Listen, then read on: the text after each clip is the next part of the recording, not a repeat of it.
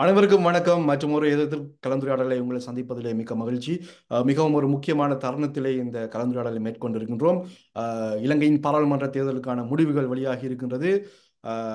ஜேவிபியின் NPP கூட்டணி இலங்கையின் பல பாகங்களிலும் மெஜாரிட்டியான வாக்குகளை பெற்றிருக்கிறார்கள். மொத்தமாக 61.56% வாக்குகளை பெற்று 141 ஆசனங்களை வென்றிருக்கின்றார்கள். அத்தோடு தேசிய பட்டியல் மூலமாக 18 ஆசனங்களை பெற்றிருக்கின்றார்கள். மொத்தமாக 159 ஆசனங்களை பாராளுமன்றத்திலே பெற்று அறுதி பெரும்பான்மையை விட அதிகமாக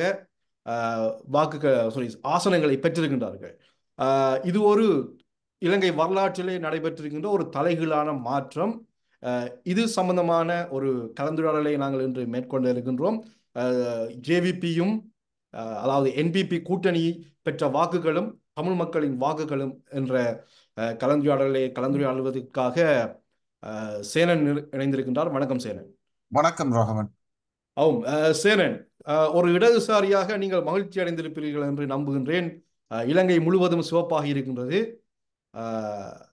ஒருவேளை இரத்த சிவப்பாகாமல் இருந்தால் சந்தோஷமா இருக்கும். நீங்கள் என்ன நினைக்கின்றீர்கள்? சிவப்பு தான் நமக்கும் பிடிச்ச கலர். ஆனால் இவர்கள் ஒரு ஒரு விதத்தில் மிக்ஸ் பண்ணி இருக்கிறார்கள். இது கரை படிந்த ஒரு கலர் ஆக்கி இருக்கிறார்கள் நிறத்தை. என்னென்னு சொன்னால் இவர்களை பொறுத்தளவில் இவர்கள் மார்க்சியவாதிகளோ மார்க்சிய கொள்கைகளின் அடிப்படையிலேயோ எல்லாம் இயங்கவில்லை. இவர்கள் பொப்புலிசம் சார்ந்த இடதுசாரியம் சார்ந்த கருத்துக்களை முன்வைத்தாலும் கூட இவர்களை வரையறுப்பது எவ்வாறு என்று கேட்டால் கிட்டத்தட்ட ஒரு பேட்ரியட்ஸ், அதாவது தேசப்பற்றாளர்கள் என்றுதான் நீங்கள் வரையறுக்க முடியும். இடதுசாரியம் சார்ந்த கொள்கைகளை சில சில சமயங்களில் பொப்புலிச அடிப்படையில் முன்வைத்தாலும் கூட இவர்கள் ஒரு தேசப்பற்றாளர்கள் மட்டும்தான். ஓகே சார், பார்வையாளர்களுக்கு நான் ஒன்று சொல்ல விரும்புகின்றேன். ஜேவிபி சம்பந்தமான பல்வேறு காணொளிகளும் கட்டுரைகளும் எமது இணையதளத்திலும் யூடியூப் பக்கத்திலும் இருக்கின்றது. தயவு செய்து அவற்றை பாருங்கள், படியுங்கள் என்று கேட்டுக்கொள்கின்றோம்.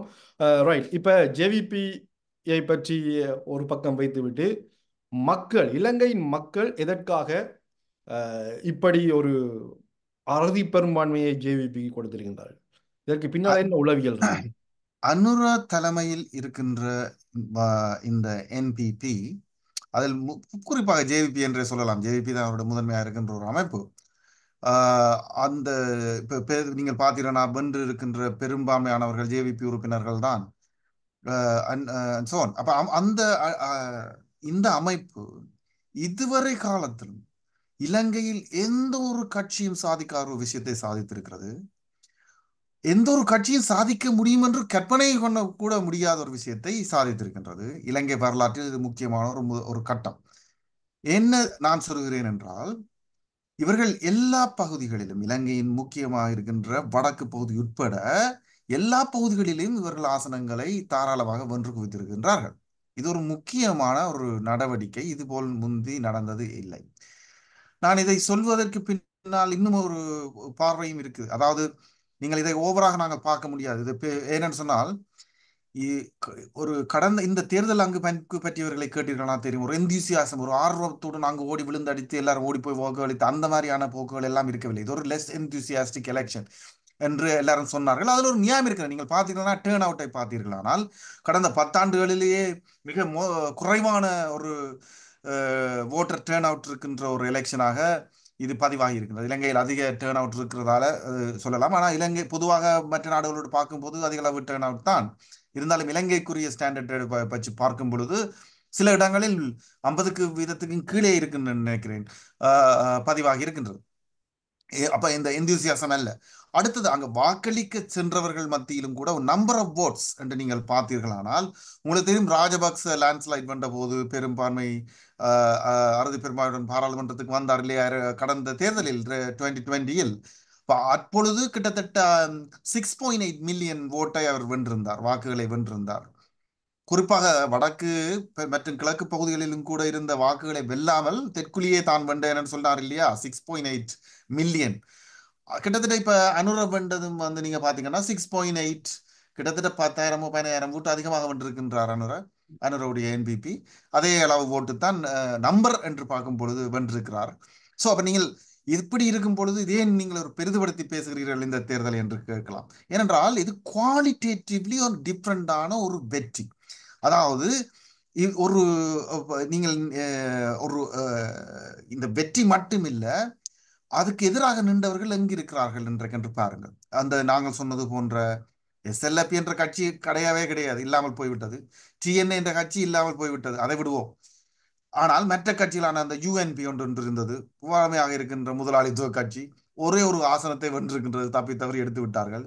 எஸ்எல்பிபி என்ற ராஜபக்சுடைய கட்சி 2 ஆசனங்களை வென்று மிகப்பெரிய ஆச்சரியத்தை ஏற்படுத்தி இருக்கின்றது. 2 கூட அவர்களுக்கு கிடைக்காது என்று எதிர்பார்த்தார்கள். 4% கூட எடுக்க முடியாமல் போய்விட்டது. அவர்கள் தேசிய பட்டியலில் ஒரு எம்பியை எடுத்து 3 எம்பியுடன் எவ்வாறு ஜேவிபி கடந்த பாராளுமன்றத்தில் இருந்ததோ அதுபோல் இந்த பாராளுமன்றத்தில் நாமல் ராஜபக்ச உடைய தலைமையில், நாமல் ராஜபக்ச தேசிய பட்டியல் அடிப்படையில் உள்ளே போவார் நினைக்கிறேன், அடிப்படையில் அவர்கள் அங்கு இருப்பார்கள். அப்ப இந்த அடுத்ததாக நீங்கள் பார்த்தீர்கள் தால்ராஜாவுக்கு மட்டுமல்ல, இன்னும் 2 எம்பிமார். அப்ப அந்த அடுத்தது நீங்கள் பார்த்தீர்கள் என்று சொன்னால், அடுத்ததாக இருக்கின்ற யுஎன்பியிலிருந்து வந்திருக்கின்ற கட்சி கூட 40 ஆசனங்களை மட்டும்தான் வென்றெடுத்தது. கிட்டத்தட்ட இது ஒரு மிகப்பெரிய அடி எதிர்கட்சிகளுக்கு.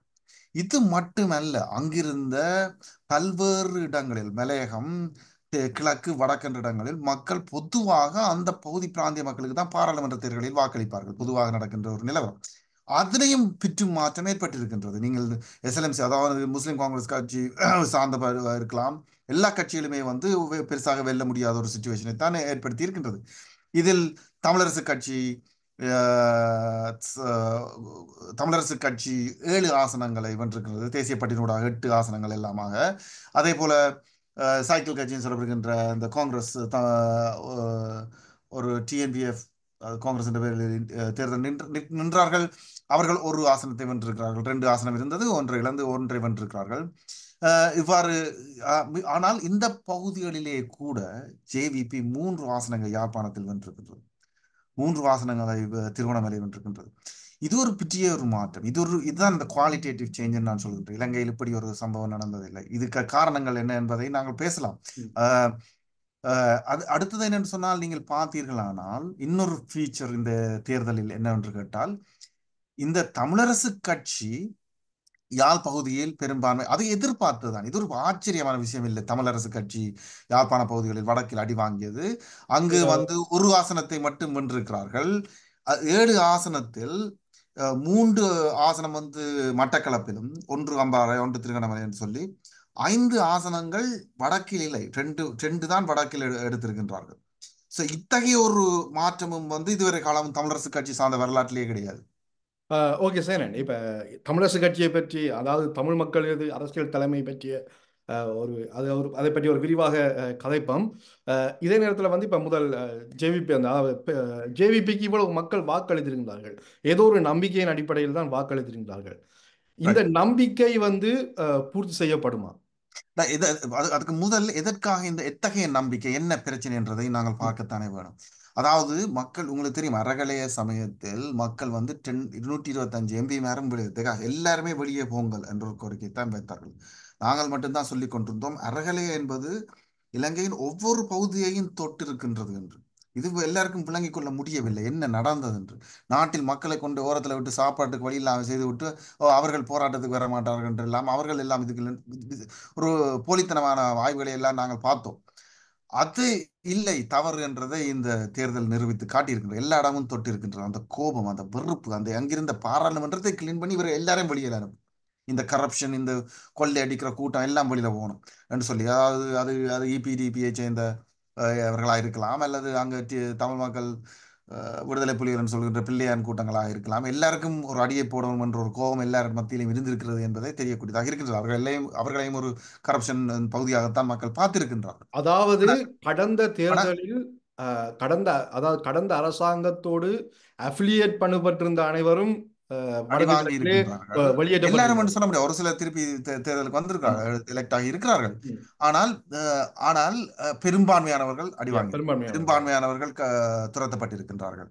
அப்ப இது ஒரு இந்த ஆங்கர், இந்த எதிர்ப்பு இருக்கு இல்லையா, இந்த எதிர்ப்பு அல்ல, இதுதான் முக்கியம். அந்த எவ்வாறு அது ஜனாதிபதி தேர்தலில் வெளிப்பட்டதோ அதனுடைய தொடர்ச்சி தான் பாராளுமன்ற தேர்தலாக நீங்கள் பார்க்க வேண்டும். அந்த எதிர்ப்பு அலை பதியப்பட்டிருக்க மக்களை பொறுத்தளவில் இப்ப நீங்க பாத்தீங்கன்னா தொய்வான ஒரு தேர்தலாக என்று நான் சொல்லியிருந்தேன் ஏழியா. இப்ப அந்த ஒரு தொய்வான தேர்தல் ஜேவிபி பெருசா கேம்பெயினை செய்யவில்லை. கிட்டத்தட்ட அவர் எங்களுக்கு அவர்கள் வந்து ஒரு ஹங் பார்லிமெண்டை தொங்கு பாராளுமன்றத்தை எதிர்பார்த்தது போலவும் மற்றவர்கள் மேல் சாட்டு போடலாம் என்று எதிர்பார்த்தார்களோ தெரியவில்லை. அப்படித்தான் அது இருந்தது. ஆனால் மக்கள் போய் கொடுத்துருக்காங்க. அவங்களுக்கு ஒரு சந்தர்ப்பத்தை வழங்குகிறோம், இந்தந்த கோரிக்கைகளை நிறைவேற்றுங்கள், கரப்ஷன் இவர்கள் சொன்னார்கள் இல்லையா, இதை நடக்கட்டும் என்ற ஒரு எதிர்பார்ப்பு. இவர்கள் தங்களுடைய கோரிக்கைகளை விட்டு கொடுத்து விட்டோ, தங்களுடைய ஜனநாயக கோரிக்கைகளை சமரசம் செய்தோ, தங்களுடைய தேசிய அடிப்படையிலான கோரிக்கைகளை சமரசம் செய்தோ, தங்கள் மதம் சார்ந்த மற்றும் என்ன எல்லா விதமான விஷயங்களையும் சமரசம் செய்தோ அதுகளை விட்டு கொடுத்து விட்டு இதில் போய் ஜேவிபிக்கு வாக்களிக்கவில்லை. ஏனென்று சொன்னால் இதை ஈக்குவேட் பண்ணுகிறார்கள். ஒரு லாஜிக்கலான அடிப்படையில் சிலர் பார்க்கிறார்கள், ஜேவிபி இந்த பொசிஷனை வைத்திருக்கிறது, இவர்கள் இந்த அடிப்படை, அவர்கள் அதை விட்டு போனபடியே அதை விட்டு விட்டு வந்து விட்டார்கள் என்று என்பிபி உடைய சார்பாக சிந்திக்கிறவர்கள் சிலர் வந்து பிரச்சாரம் செய்கிறார்கள். அப்ப அவர்கள் விட்டு விட்டு வந்து விட்டார்கள், ஜேவிபி வந்து ரேசிஸ்ட் இல்லை என்று அவர்கள் புரிந்து கொள்கிறார்கள். தமிழ் மக்கள் வாக்களித்ததற்காக என்றெல்லாம் ஒரு பிரச்சாரங்கள் நடக்கின்றன. அதை பற்றி பேசுவோம். அதை விளங்கிக் கொள்வது அவசியம். என்னன்னு சொன்னால் அவர்கள் விட்டு விட்டு வரவில்லை, அவர்கள் கோரிக்கைகளை முதன்மைப்படுத்தியிருக்கிறார். சில விஷயங்களை முதன்மைப்படுத்தப்பட்டிருக்கிறது இந்த தேர்தலில் எதிர்ப்பலை மூலமாக. இந்த குறைந்தபட்சம் இதை செய்யுங்கள், பொருளாதார ரீதியாக எங்களை மேம்படுத்துங்கள், குறைந்தபட்ச ஜனநாயக நடைமுறையை கொண்டு வாருங்கள், பார்க்கலாம் என்ற ஒரு சந்தர்ப்பம் வழங்கப்பட்டிருக்கின்றது. அவ்வளவுதான். கொள்கை அடிப்படையில் ஜேவி பக்கம் நாடே திரண்டு விட்டது என்று அவர்கள் சொல்றா இல்லையா, மிக தவறான ஒரு பொய் பிரச்சாரம். ஓகே. ஸோ இப்போ நாங்கள் எங்கட தமிழ் அரசியல் பக்கம் வந்தோம்னு சொன்னால் இந்த தேர்தல் வந்து ஒரு முடிவை காட்டியிருக்குதுன்னு சொன்னால், தமிழ் ஏற்கனவே சிதைந்து கொண்டிருந்த தமிழ் அரசியல் தலைமைத்துவம் இன்று முற்றுமுழுதாக வந்து சிதறடிக்கப்பட்ட மாதிரியான ஒரு தோற்றத்தை உருவாக்கி இருக்கின்றது. அதே நேரத்தில் வந்து இப்போ நீங்கள் ஏற்கனவே சொன்னது போல மக்கள் வந்து வாக்களிக்கவும் போகவில்லை. இப்போ இது இரண்டுக்கும் ஏதாவது தொடர்பு இருக்கின்றது. அதாவது வந்து பெரும்பான்மையான வடக்கு கிழக்கில் இருக்கின்ற மக்கள் இந்த அரசியல் கட்சிகளின் மீது நம்பிக்கை இழந்திருக்கின்றார்கள், அல்லது இந்த தேர்தல் நடைமுறையின் மீதே நம்பிக்கை இழந்திருக்கின்றார்கள். அதே நேரத்தில் வந்து புதிய தலைமுறை வாக்காளர்கள் வந்து ஜேவிபிக்கு வாக்களித்திருக்கின்றார்கள். இதை வைத்துக்கொண்டு அதாவது புதிய தமிழ் வாக்காளர்கள் வந்து தேசிய நீரோட்டத்திலே இலங்கையர் என்ற நீரோட்டத்திலே கலந்திருக்கின்றார்கள் என்ற மாதிரியான ஒரு ஆர்கியூமெண்ட் வந்து முன்வைக்கப்படுகிறது. இது ஒரு தமிழ் மக்கள் மத்தியில பேசப்படுகின்ற ஒரு பேச்சு தான் இலங்கை என்று. இவர்கள் என்ன பிரச்சனை சொன்னால் ராகவன், இது ஒரு விஷயத்தை தெரிஞ்சு கொள்ளணும். பாங்கு பெற்றது பாராளுமன்ற தேர்தல். இலங்கையின் நீரோட்டத்தில் தான் தொடர்ந்து இயங்கிக் கொண்டிருக்கிறீர்கள். பாராளுமன்றம் வரும் பொழுது எல்லா காலத்திலும் இலங்கை என்ற ஒரு கட்டமைப்புக்குள் தான் இயங்கிக் கொண்டிருக்கிறார்கள். இதுக்குள் அவ்வப்போது மக்களுக்கு பிரச்சாரம் செய்வதற்காக மாற்றுவதற்காக சில பேச்சுக்களை பேசுவதை தவிர இதை தாண்டி இவர்கள் போடுவதில்லை. அப்ப புசவாக்கள் வந்து உங்களோட பேச்சுக்காக ஈடுபடணும் வர மாட்டாங்க இளைஞர்கள். இப்ப இதுல இன்னொரு பிரச்சனை என்ன சொன்னா, எல்லார் மத்தியிலும் இளைஞர்களுக்கு எதிர்காலம் இல்லை. எங்கு போவது, எதிர்காலம் ஒருத்தருக்கும் இல்லை. நீங்க எல்லாம் நாட்டை விட்டு ஓடுற நிலையெல்லாம் எல்லாரும் இருக்கிறார்கள். அங்கு எப்படி தப்பி ஓடலாம் என்றதுதான் ஒரு டோமினண்டான ஃபீச்சர். யாழ்ப்பாணத்துக்கு போனீர்கள்னா இளைஞர்கள் மத்தியில் வெளிநாடு போய் சேருவோம், எங்கேயாவது தப்பி போயிடுவோம் என்ற ஒரு ஃபீலிங் தான். ஏன்னா லோக்கலா அவர்கள் இருந்து தங்களுடைய வாழ்க்கையை திறம்பட நடத்தக்கூடியதுக்கான சந்தர்ப்பங்கள் எதிர்பார்ப்புகள் இருக்கா அங்கு கண்டா கிடையாது. இப்படி ஓடி தப்பலாம் என்ற நிலைக்கு கொண்டு விடப்பட்டாச்சு பொதுவாக நாடு முழுவதும். இதற்கு பிறகு அவர்கள் வந்து எதிர்ப்பை எப்படி பதிவார்கள் என்று நீங்கள் கேட்கக்கூடாது. ஏதாவது ஒரு விதத்தில் பதியத்தான் செய்வார்கள் அவர்கள். ஒன்று. அடுத்தது நீங்க சொன்னது போல தமிழ் தலைமைகள் ஏற்கனவே அடி வாங்கி சிதறுண்டு பறந்து போய்விட்டன என்பது உங்களுக்கு தெரிந்த விஷயம்தான். டிஎன்ஏ இல்லை.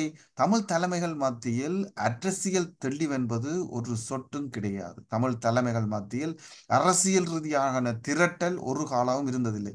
யுத்தம் முடிந்த காலத்திலிருந்து தற்சமயம் வரை தமிழ் தலைமைகள் எவருமே தங்களுடைய தங்களுடைய அரசியல் நிலைப்பாட்டை தெளிவாக வைத்து மக்களை திரட்ட முன்வரவில்லை. அவர்களை பொறுத்தளவில் பேசினார்கள், பேச்சளவில் வளமையாக சொல்வது போன்ற பேச்சளவிலான பேச்சுக்களை பேசினார்கள். இவர்கள்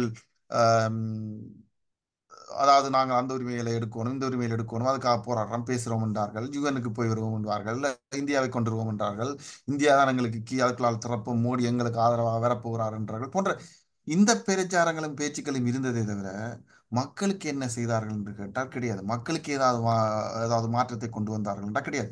இந்த காரணங்களாலும் இன்னும் ஒரு காரணமும் இருக்கின்றது. மக்கள் பார்க்கிறார்கள் இவர்கள் எப்படி வாழ்கிறார்கள்.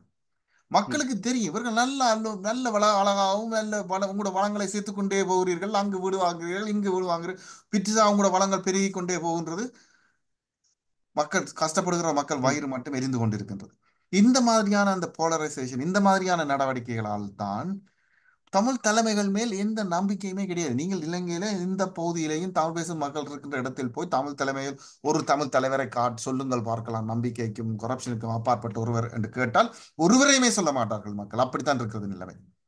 அதே நேரத்தில் வந்து இப்போ யாழ்ப்பாண யாழ்ப்பாண தேர்தல் மாவட்டத்தை பொறுத்தவரையில் அஹ், தமிழ் மக்களின் சுயேட்சை குழுக்கள் அடுத்தது அதே நேரத்திலே கட்சிகள் உடைந்த கட்சிகள் ஒவ்வொன்றும் ஒவ்வொரு அணிகளாகவும் லைக் அதிகமான வேட்பாளர்கள் வந்து யாழ்ப்பாணத்தில் தான் வாக்களித்து sorry, போட்டியிட்டு இருந்தார்கள்.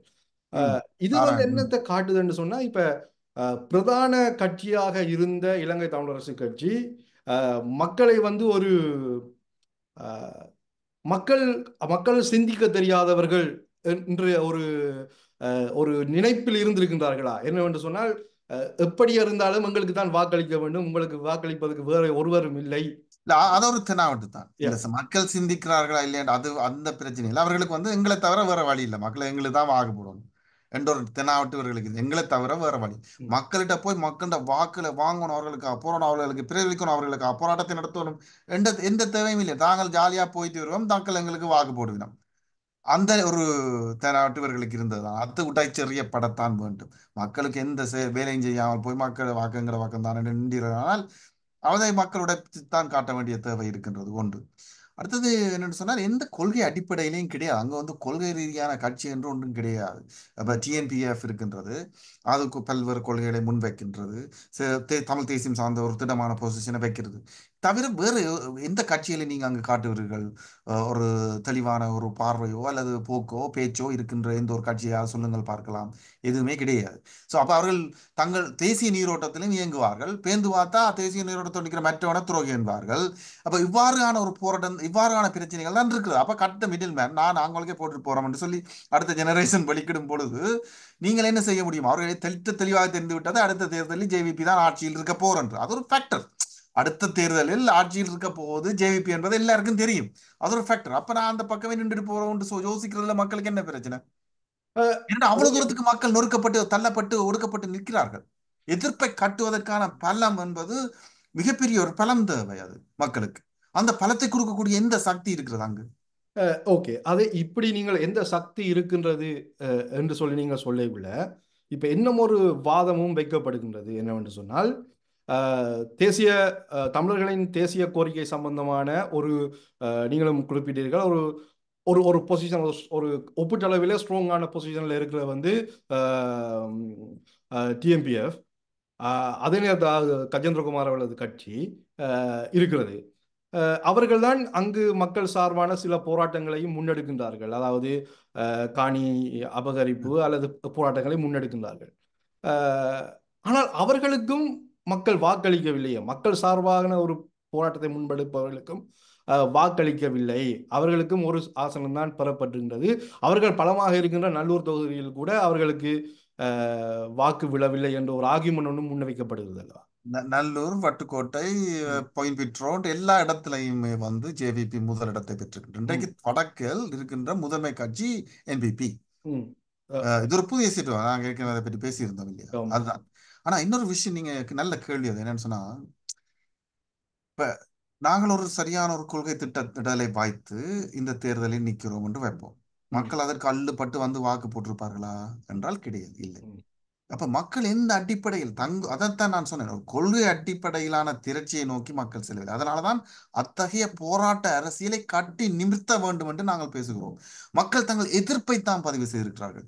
எல்லாம் பண்ணாங்க, உங்களுக்கு எல்லாருக்கும் நல்ல ஒரு அடி போடும். இதைத்தான் அமெரிக்காவிலும் அங்கு இருக்கிறவர்கள் செய்தார்கள். ட்ரம்புக்கு ஓட்டு போட்டதன் மூலமாக எஸ்டாப்ளிஷ்மெண்ட்டுக்கும் இதுவரை எங்களை திண்டு எங்களை எங்களை ஏமாற்றி திண்டு வயிறு வளர்த்து நீங்கள் எங்கள் வயிற்றில் அடித்தீர்களே, உங்களுக்கு நாங்கள் ஒரு அடி போடுவோம் என்று எல்லாரும் விரும்புகிறார்கள்.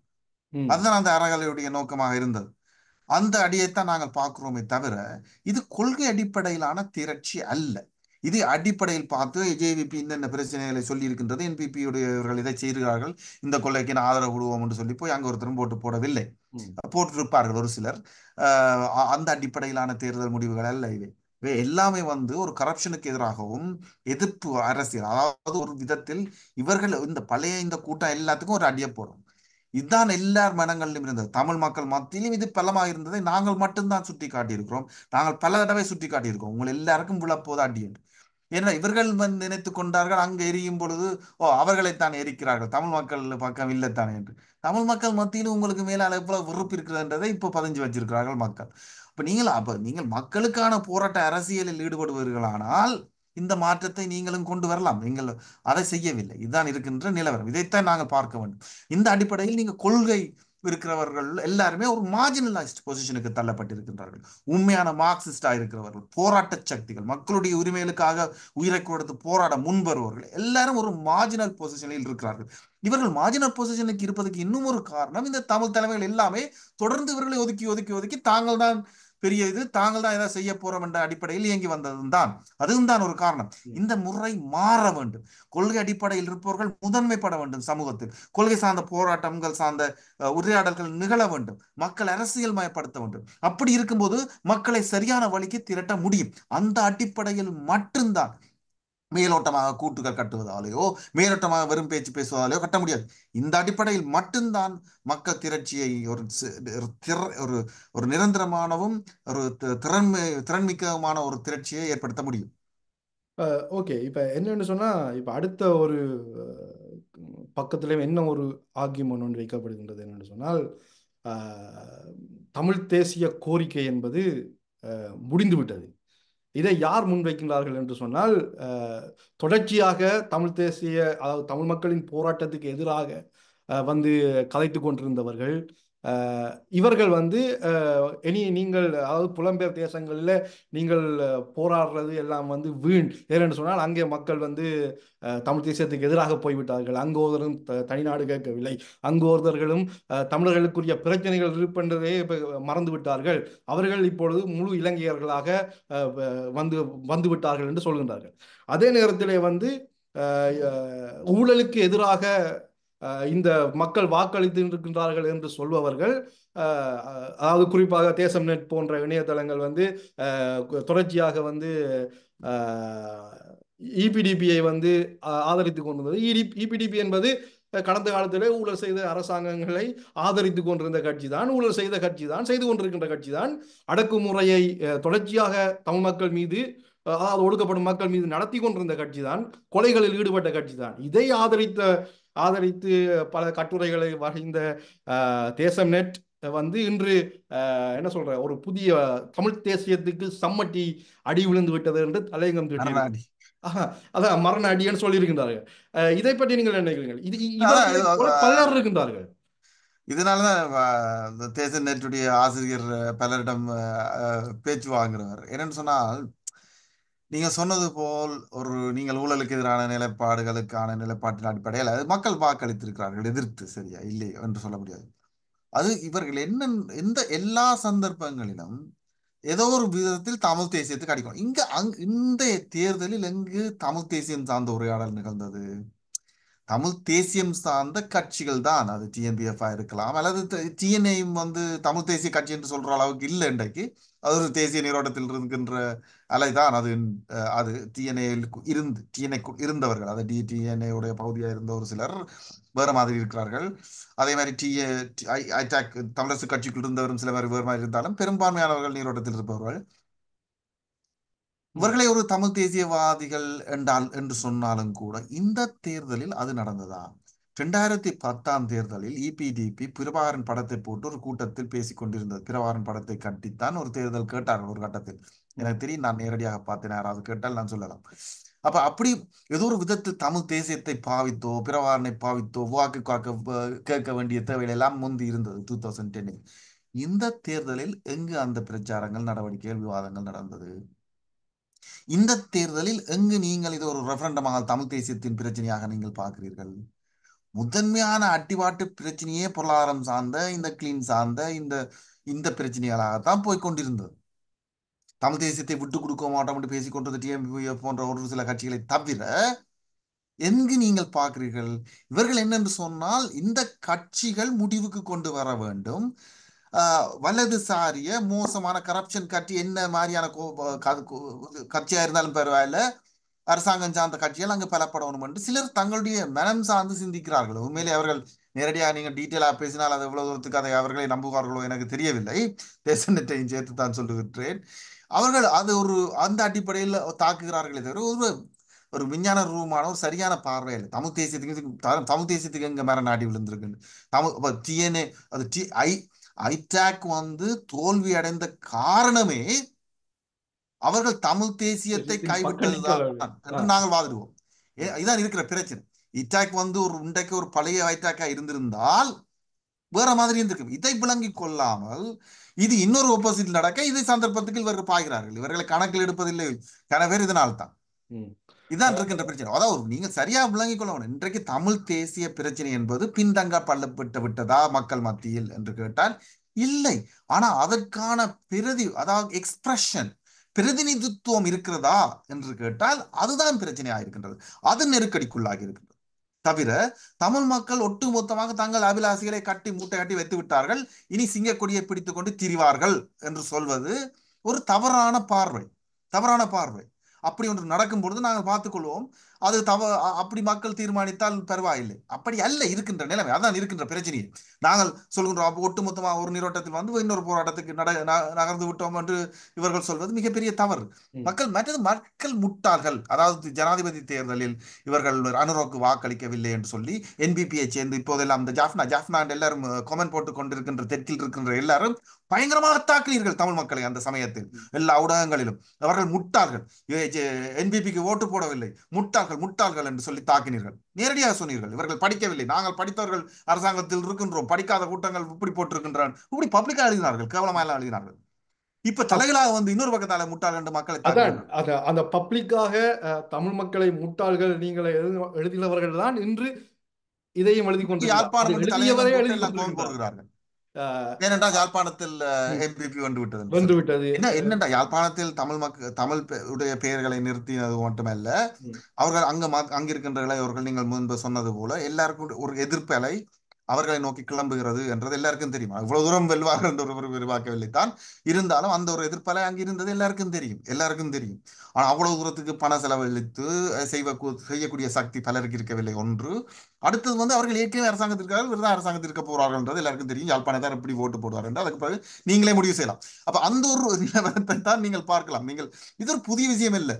இதே கிட்டத்தட்ட 9,000 ஓட்டை அவர் பொன்சாக்கா வென்றிருக்கிறார், அதுக்கு மேலால மைத்திரி வென்றிருக்கிறார். யுத்தம் முடிஞ்சு படுகொலைக்கு அடுத்த ஆண்டே அது நடந்திருக்கின்றது.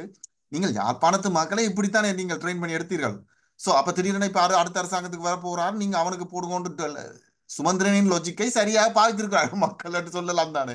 சோ இதைத்தானே சுமந்திரன் சொல்லி கொண்டு தெரிஞ்சார். அவர்கள் தான் வரப்போறார்கள், நீங்கள் அவர்களுக்கு ஓக்கு போட்டா தான் நாங்கள் பேரம் பேசலாம். இதைத்தானே சுமந்திரன் சொன்னார். ஏன் ஜேபிபி கட்டு போட்டு போடக்கூடாது, அதான் அரசாங்கத்தில் இருக்க போகிறது. நீங்க இந்த லாஜிக்கை பார்க்கணும். இதுதான் இந்த தலைமைகளினுடைய அரசியல் பலவீனம் தான் இதனுடைய அடிப்படை பிரச்சனையிலும் ஒன்றாக இருக்கின்றது. அப்ப இதுதான் இருக்கின்ற நிலம். இது ஒரு புதிய விஷயம் அல்ல. இந்த அடிப்படையை வைத்துக் கொண்டு திடீரென முடிவு எடுக்க முடியாது. இவர்கள் இனி தமிழ் தேசிய முடிவு கட்டி விட்டது, எல்லாம் சரியா வந்து விட்டான்னு சொல்லி ஒரு விஷஃபுல் திங்கிங். உண்மையிலேயே மக்கள் ஒரு வர்க்க போராட்டத்துக்கு வந்து ஒரு புரட்சிகர அரசை கட்டி எழுப்பி ஒரு நாட்டை உருவாக்குறதுக்காக வந்திருக்கிறார்கள் என்று சொன்னால் முதல் சந்தோஷப்படுவது நாங்களாகத்தான் இருப்போம். அதுவல்ல இலங்கையில் நடந்து கொண்டிருப்பது.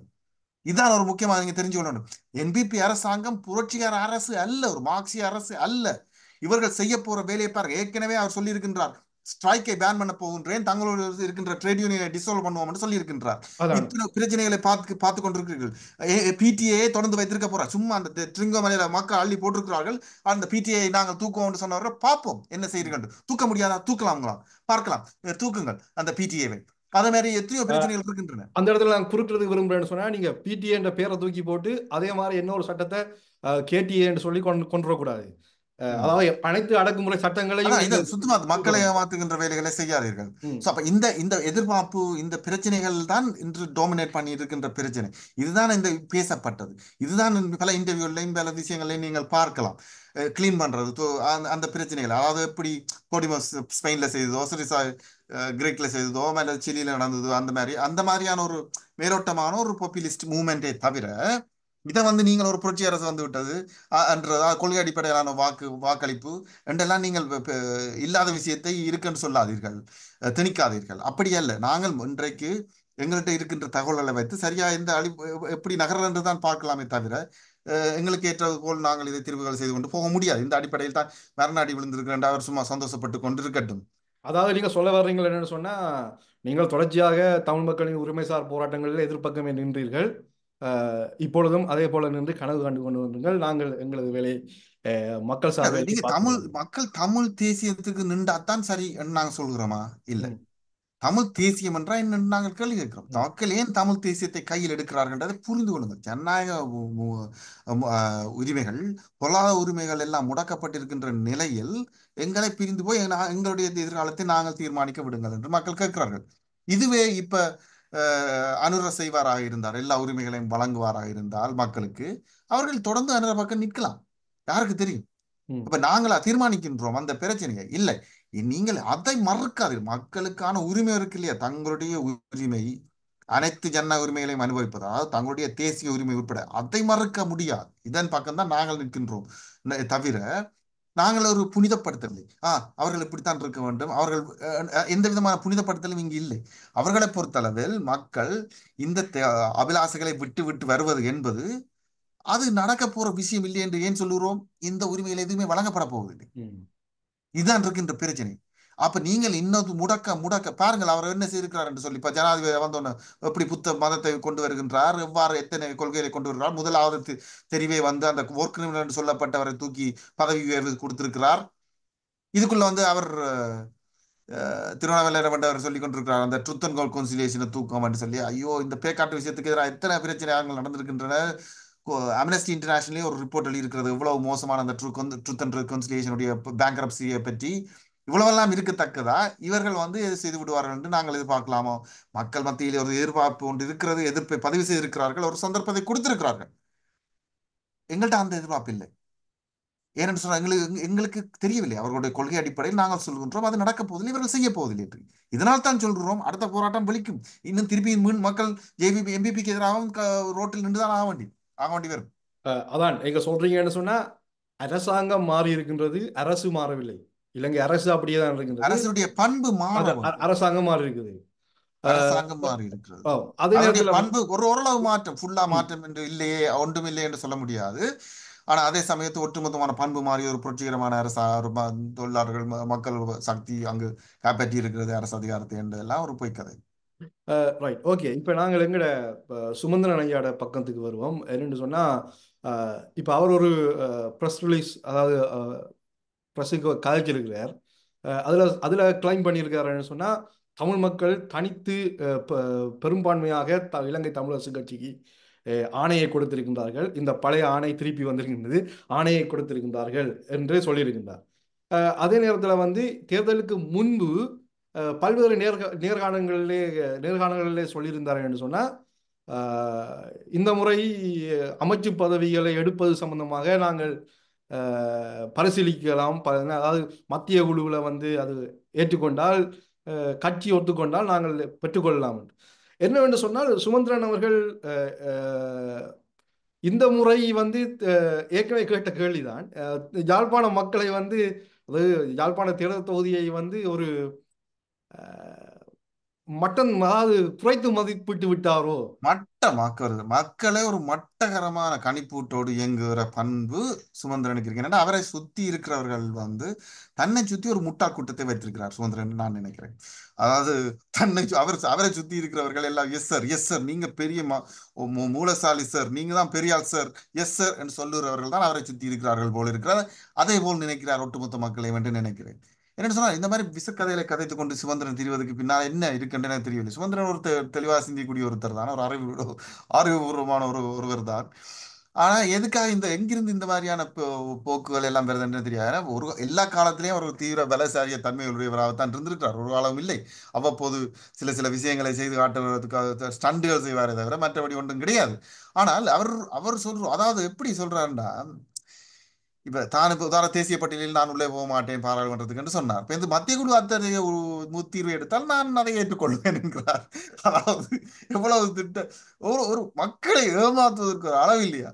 அப்ப அதாவது நீங்கள் உங்களுக்கு ஒரு பதவியிலும் கிடையாது, உங்களுக்கு தரமாட்டோம் என்று ஏற்கனவே ஜேவிபி தரப்பில் இருந்து ஆட்கள் பேசி இருக்கிறார்கள். அதாவது சுமந்திரன் சந்திரசேகரன் அவர்கள் சொல்லிவிட்டார். சந்திரசேகர் அவருக்கு சொல்லியிருக்கார். பலர் வந்து ஏற்கனவே ஒரு இண்டிகேஷன் கொடுத்திருக்கிறார்கள், இவர்களுக்கு இல்லை பதவி என்று ம். சொல்லி. அப்ப அப்ப நீங்கள் அது தெரிஞ்ச பிறகு நீங்கள் வாதிடுறது, உங்களுக்கு பதவி கிடைக்கிற பதவி நீங்கள் பதவிக்கு பின்னால் தெரிகிறேன் என்றுதான் இந்த அடி விழுந்திருக்கிறது ராசா. உங்களுக்கு இனியாவது படித்துக் கொள்ளுங்கள். நீங்கள் இருந்து பலமாக இருந்த இடங்கள் எல்லாத்திலையும் தான் என்பிபி வென்றிருக்கிறது. உங்களுக்கு வாக்கு விழ வேண்டிய இடங்களில் தான் என்பிபி வென்றிருக்கின்றது. நீங்கள் பலமாக நடந்த இந்த இடங்களில் தான் என்பிபி வென்றிருக்கின்றது. உங்களுக்கு எதிரான எதிர்ப்பு தான் அங்கு அலை அடிக்கிறது. இதை விளங்கிக் கொள்ளக்கூடிய ஒரு அடிப்படை அரசியல் அறிவில்லையா உங்களுக்கு சுமந்திரன்? எதுக்கு அரசியலில் இருக்கிறீர்கள்? உங்களுக்கு இதை அக்னாலேஜ் பண்ணாமல் அடுத்த கட்டத்தை நீங்க ஒன்றுமே நடக்கவில்லை, எல்லாம் நாங்கள் பலத்தை தந்திருக்கிறார்கள், மக்கள் எல்லாம் சகஜம் என்றது போல் நீங்கள் தொடர விரும்புகிறீர்களா? அதாவது அவர் என்ன சொல்லி வருகிறார் என்றால் சொல்றாங்க, இது நாங்கள் ஆரம்பத்தில் இருந்து ம். தொடங்குகிறோம், முந்தி தெரிந்த கொஞ்சம் தான் இருந்தது ஐடாக்கு. ஒரு மடத்தனமான கதை. அதாவது வரலாற்றின் தொடர்ச்சி என்ன நடந்திருக்கிறது, இப்ப என்ன நடக்கிறது, ஐடாக் என்ன பொசிஷன்ல நீங்கள் இருந்தீர்கள், என்ன பொசிஷனுக்கு கொண்டு விட்டிருக்கிறீர்கள் கட்சியை, தமிழ் மக்களுடைய அரசியல் பிரதிநிதித்துவத்தை எவ்வாறு சிதறடிச்சிருக்கிறீர்கள், உங்களுக்கு மேல எத்தகைய கோபம் இருக்கின்றது. அங்க சாதாரண ஒருத்தர் எனக்கு வழியில் சந்திக்கும் போது கேட்டார், எவ்வாறு நீங்கள் சுமந்திரன் அங்கு டாஸ்பரா வெளிநாடுகளுக்கு வரும்போது விட்டுட்டு இருக்கிறீர்கள், இங்கதான் நாங்க ஒண்ணும் செய்யலாம், நீங்கள் அங்கே ஏதாவது செய்யலாம் தானே அவர் கேட்டு கேட்கிறார்கள். அவ்வளவு தூரத்துக்கு இருக்கிறது அவருக்கு மேல் கோபம். இதை கூட விளங்கிக் கொள்ள முடியாது. நீங்கள் இருக்கின்ற தமிழ் பொடிக்காட்டோடு திரிகிற ஒரே ஒரு தமிழ் பொலிட்டிஷியன் நீங்கள், உங்களுக்கு விளங்கணும் உங்களுக்கு மேல் இருக்கிற பயம்.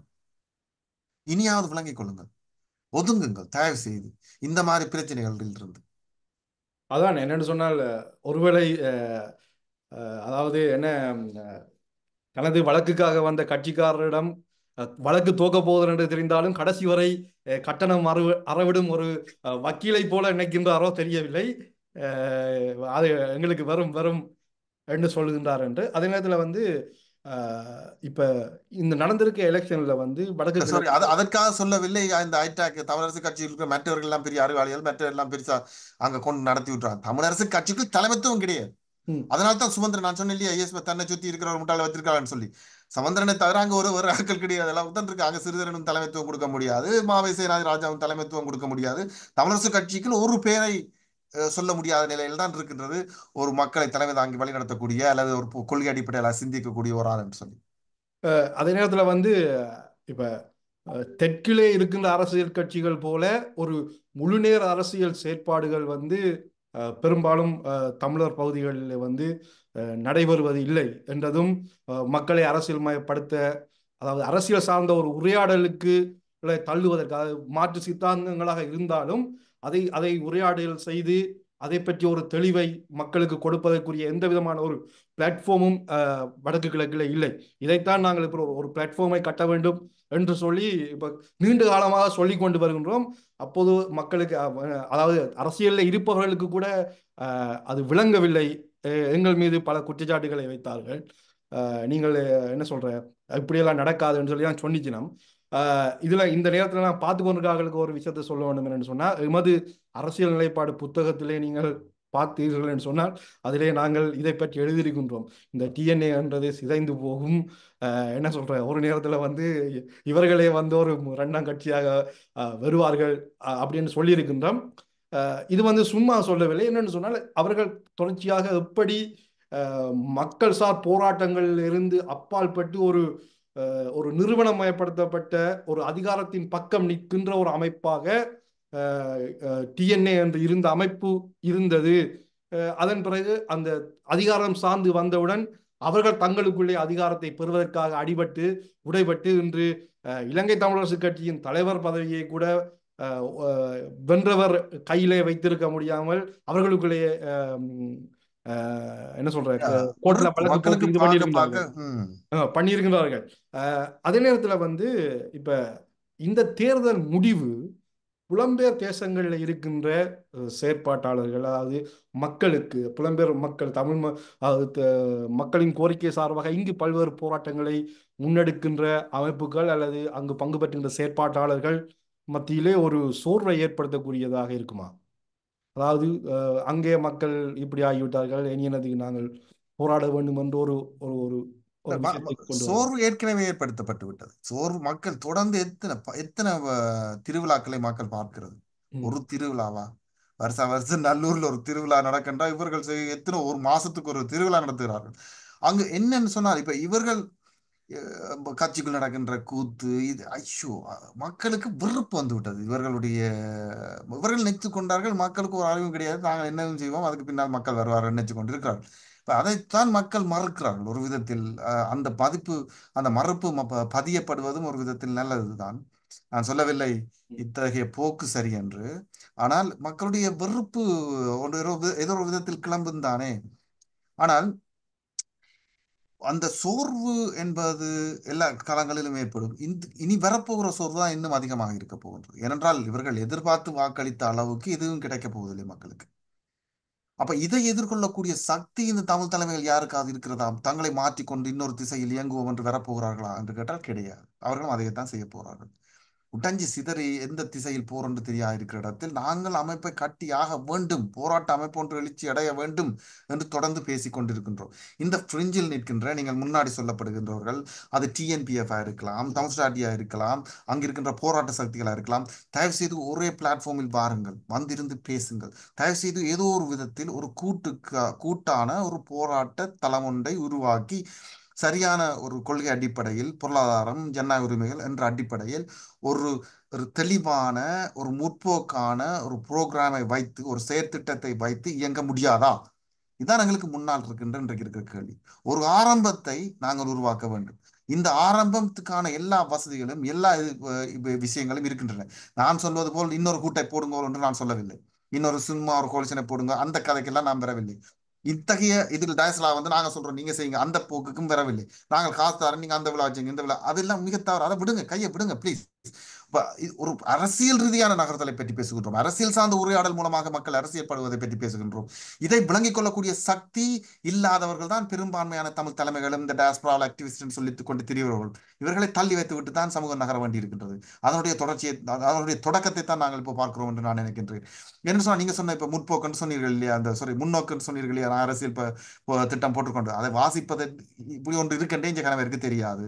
அப்படி என்னென்று ஒரு முற்போக்கை நாங்கள் அடைய லாஜிக்கா தானே சின் பண்ணுவார்கள். நீங்கள் பார்த்திருப்பீர்கள், ஆய்வாளர் எல்லாம் வந்து வந்து போவார்கள், எப்படி பேசுவார்கள் சொல்லி சாத்திரம் பார்ப்பது போல் அப்படியெல்லாம் பெறலாம், யூனுக்களால் இது பெறும் அதுக்களால் இப்படித்தான் பேசுகிறாரே தவிர உண்மையிலே இன்றைய வரைக்கும் உலக போக்குகளை சரியாக விளங்கிக் கொண்டு எவ்வாறு ஒரு முன்னோக்கை டெவலப் பண்ணுவது ஒரு சயின்டிபிக் என்று சொல்லுகின்ற ஒரு செயற்பாட்டாளரை அகடமிக்கில் இருக்கின்றார்கள். நிறைய பேர் அகடமியாவில் இருக்கின்றார்கள். நீங்க இந்த செயற்பாட்டாளர்கள் மத்தியிலோ இந்த அரசியல்வாதிகள் மத்தியிலோ ஒருவரை காட்டுங்கள். இல்லை, இவர்கள் வந்து சும்மா வேட்டியை கட்டி சாலையை போட்டால் அரசியல் செய்யலாம் என்ற அந்த பிரச்சனையின் அடிப்படையில் இருக்கிறவர்கள் டோமினேட் பண்றது தான் இந்த இருக்கின்ற பிரச்சனை. நீங்கள் மக்கள் சார்ந்த போராட்டம் என்பது அது அல்ல. அரசியல் போராட்டம் என்பது அது அல்ல. அரசியல் போராட்டம் அதை கட்ட வேண்டும். அரசியல் கட்சி நாங்கள் போய் எங்க பாராளுமன்ற கதையில் இருந்து விட்டு வந்து நான் பெரிய ஆளுன்னு திரியிற அந்த வேலையை மறுக்கிற ஒரு காலகட்டம். இது இலங்கையில் மட்டும் நடக்கின்ற ஒரு பெரிய பிரச்சனை அல்ல. நீங்க பங்களாதேஷில் பார்க்கிறீர்கள் என்ன நடந்திருக்கின்ற அத்தனை பேரையும் தூக்கி எறிந்திருக்கிறார்கள் பங்களாதேஷில், பக்கத்து நாடு. அதே போல் ஒவ்வொரு நாடு உலகம் முழுக்க பார்க்கிறீர்கள் என்ன நடந்து கொண்டிருக்கிறது மாற்றம். இன்னொரு உலகத்துக்கு வந்து விட்டோம். இன்னொரு புதிய உலக ஒழுங்கு உருவாகி கொண்டிருக்கின்றது. இந்த காலகட்டத்தில் எத்தகைய அரசியலை நோக்கி நகர வேண்டும்? அடுத்த கட்டமாக தமிழ் அரசியல் பிரதிநிதித்துவம் என்றால் என்ன? எங்கள் முன்னால் இருக்கின்ற மிக முக்கியமான கேள்வி இதுதான். அடுத்த கட்டம் இந்த காலகட்டத்தில், இந்த புதிய உலக ஒழுங்கு காலகட்டத்தில் தமிழ் அரசியல் பிரதிநிதித்துவம் என்றால் என்ன? இதுவே யுஎனுக்கு போய் இங்க இருக்கிற கன்சர்வேட்டிவ் பார்ட்டிக்கு பார்த்துக்கொண்டு அந்த கட்சிக்குள்ளேயும் வேலை செய்து கொண்டு இந்த கட்சிக்குள்ளேயும் வேலை செய்து கொண்டு மோடிக்கு நாங்கள் ஆதரவு கொடுக்கணும், இந்தியா எதிர்க்கக்கூடாதுன்னு சொல்கின்ற அந்த கராரான மடத்தனமான அரசியலுக்குள் தமிழ் மக்களுடைய அரசியலை முடக்குவீர்களானால் அது வெடிவெட்டு சிதறும். நீங்கள் எல்லாரும் சேர்ந்து பொறுப்படுங்கள். சும்மா கத்திக் கொண்டிருப்பதை விட்டுட்டு நீங்கள் எல்லாருமாக சேர்ந்து பொறுப்படுங்கள். அதை இன்று வரையும் அதற்கு எதிராக என்ன செய்திருக்கிறீர்கள்? இல்லை. அப்ப நாங்கள் தான் ஒரு குறிப்பிட்ட ஒரு சிறுபான்மையர் தான் கத்திக் கொண்டிருக்கின்றோம், இல்லை அரசியல் ரீதியாக வாங்கன்னு சொல்லி. இந்த சிறுபான்மை பெரும்பான்மையாக வேண்டும், இந்த சிறுபான்மை பலப்பட வேண்டும். இதுதான் எதிர்காலம். இதை விட வேறு எதிர்காலம் கிடையாது. ஓகே சார், இது சம்பந்தமாக தொடர்ச்சியாக பல்வேறு உரையாடல்களை மேற்கொள்ள வேண்டி இருக்கின்றது. இந்த இந்த உரையாடலை நாங்கள் இத்தோடு முடித்துக்கொள்வோம். என்னவென்று சொன்னால், சேனன் சொல்வது போல ஒரு உரையாடல்களை ஆரம்பிக்க வேண்டிய நேரம் இது. அஹ், அதே நேரத்தில் ஏற்கனவே சேனன் சொன்னது போல இந்த அனைவரும் இணைந்து ஒரு ஒரு வேலை திட்டத்தை முன்வைக்கக்கூடிய, அல்லது இந்த நான் ஏற்கனவே சொன்னது போல உரையாடலை மேற்கொள்ளக்கூடிய ஒரு தளம், ஒரு பேஸ் ஒன் த பில் பண்ண வேண்டியது காலத்தின் தேவையாக இருக்கின்றது. இதை நாங்கள் தொடர்ச்சியாக 15 வருடங்களாக சொல்லி வருகின்றோம். யாரும் கேட்டுக்கொண்டதாக இல்லை. ஆனால் நாங்கள் சொல்வது ஒவ்வொரு தருணத்திலையும் நடைபெற்று கொண்டுதான் வருகின்றது. இன்னும் காலம் போய்விடவில்லை. இப்பொழுது அதை நோக்கி நகர வேண்டிய தேவை இருக்கின்றது. தொடர்ச்சியாக உரையாடுவோம். எங்களோடு இணைந்து கொண்ட உங்கள் அனைவருக்கும் நன்றி. இந்த காணொளியை உங்கள் நண்பர்கள் மற்றும் உங்களது சமூக ஊடக பக்கங்களிலே பகிருங்கள். இது பல பேருக்கும் போய் சேர வேண்டிய தேவை இருக்கின்றது. அடுத்த காணொளியிலே உங்களை சந்திப்போம். நன்றி. நன்றி.